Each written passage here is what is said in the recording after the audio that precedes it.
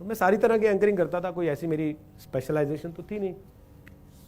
तो मेरे एक बॉस ने मुझसे कहा कि तुम्हारी क्या स्पेशलाइजेशन है? मैंने कहा सर मैं तो सब कर लेता हूँ।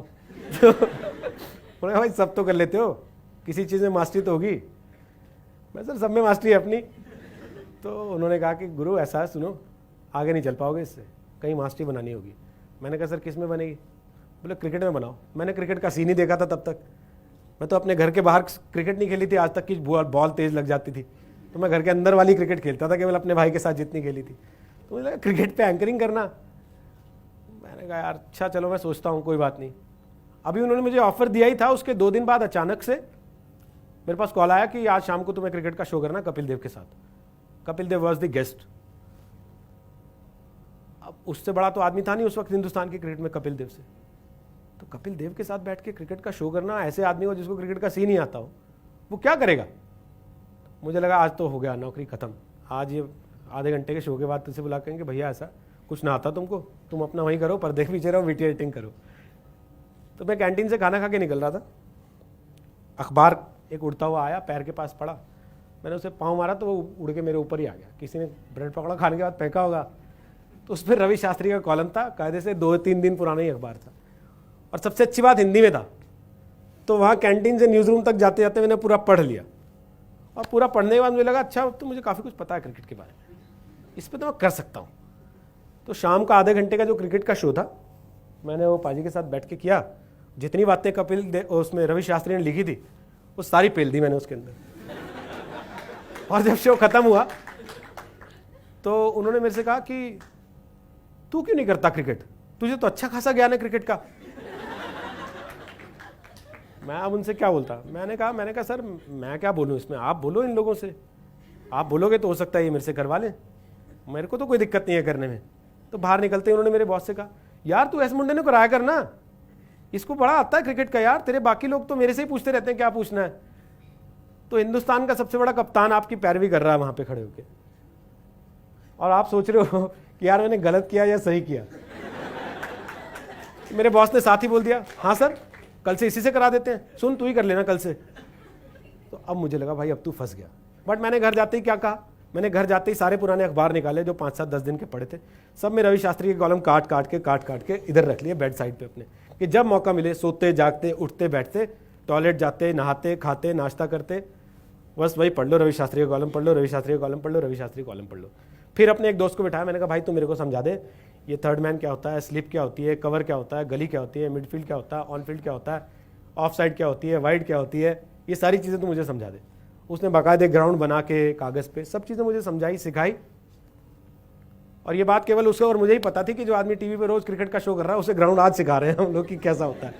पर मैंने वहाँ पे हौसला नहीं छोड़ा, वो रवि शास्त्री के कॉलम पढ़ पढ़ के ही 2 दिन 4 दिन 6 दिन 7 दिन 8 दिन 10 दिन मैंने 8 साल क्रिकेट के शोज किए, वर्ल्ड कप क्रिकेट कवर किया, दुनिया भर के देश घूम लिए क्रिकेट के, जहाँ जहाँ क्रिकेट मैच होते थे वहाँ कवर करने जाता था। और आपको यकीन बताऊं पहली बार जब मुझे सड़क पे किसी ने आके रोका, मैं कॉम्जम रेस्टोरेंट में खाना खाने गया था रात में निज़ामुद्दीन पे, तब नया नया खुला था, बहुत क्रेज रहता था उसका, बहुत भीड़ होती थी वहाँ, तब उसकी इमेज इतनी ख़राब नहीं थी जितनी आज ख़राब है, लोग परिवार के साथ भी आते थे। तो मैं गया वहाँ पे बैठा हुआ था मैं अपने दोस्तों के साथ 2-3, तो 3 लड़के आए आपकी एज के मेरे पास 20-22 साल के, भैया आप रोहित सरदाना हैं? मैंने कहा हाँ बताइए। आप जी न्यूज़ पे क्रिकेट वाला प्रोग्राम करते हैं ना? मैंने कहा ये अपना क्रिकेट का शो करना सक्सेसफुल हो गया, आज पहली बार किसी ने जो है बाहर आके पहचान लिया है कि ये आदमी वही है जो टीवी पे आता है। आप सोचो मैं जब अपने घर से निकला था तो मैं ये थॉट लेके निकला था कि भाई आप जब बाहर निकलो तो लोगों को आपको पहचानना चाहिए।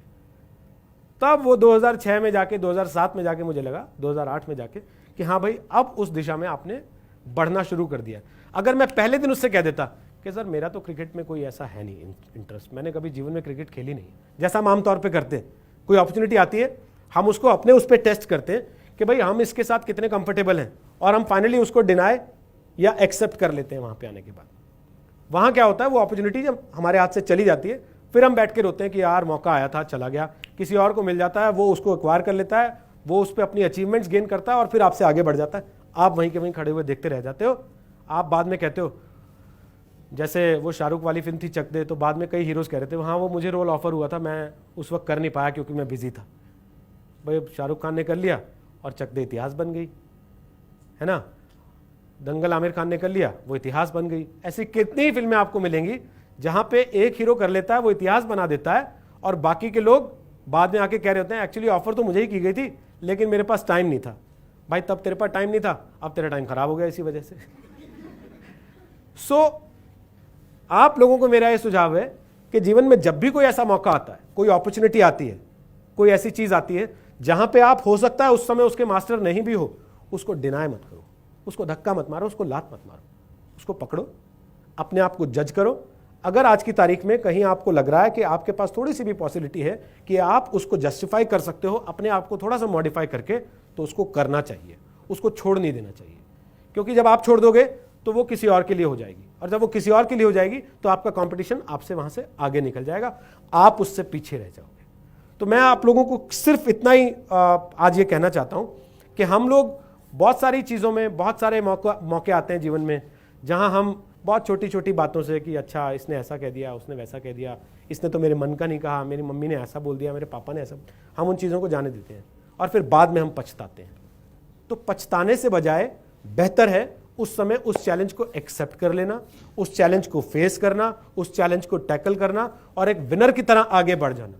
जब आप एक छोटे से चैलेंज से भी जीत के आगे बढ़ते हो ना, तो अगले चैलेंज के लिए आपका कॉन्फिडेंस 100% बढ़ जाता है।